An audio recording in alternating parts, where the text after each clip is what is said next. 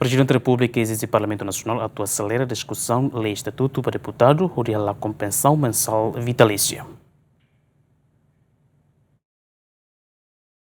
A manifestação Loronda Toluk nebe envolve estudante na sociedade civil coartane, representante usi manifestante consegue halau diálogo ho Deputadu sira Parlamentu Nasional. No usi diálogo ne bancada 5 Parlamentu Nasional concorda ona cancela sosa careta fong, altera lei manifestação metro atusida, nomos halakon Pensaun Mensal Vitalicia. Nune Prezidente República Repu ateten Pensaun Mensal Vitalicia ne cria injustiça, nune ne concorda atu halakon Pensaun ne. Assunto ne cleora na colia.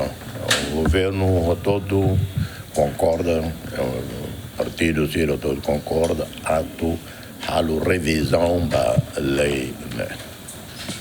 Deputado Balon tinha hirona o Parlamento desde 2001, e o Conselho Nacional de Ulu Conté no tempo, depois mais Assembleia Constituinte no tempo, tinha ido a Larang, depois mais dat Balon, e também até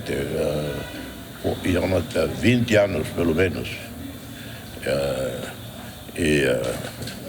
Balon foi uma cama, né? Tinha lima, né? Mas injusto lá.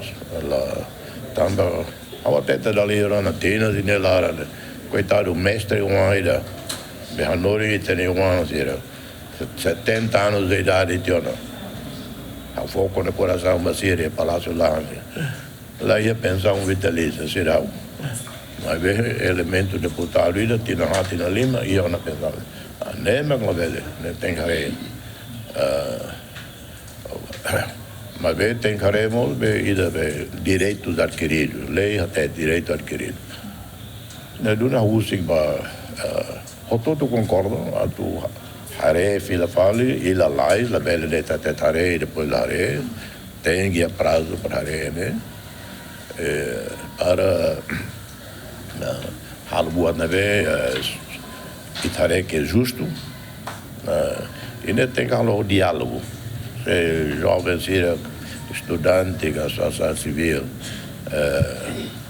exige né turno bancada ser polia bancada ser tem corona ser for ideias explica lembra tem que halo. Além de nesse festado mas concorda atu reforma subsídio regalias ba deputado no membro governo sira. Recorda fali kata que tinang rinruanen atu antecipa eleição e tinang rinruah itu.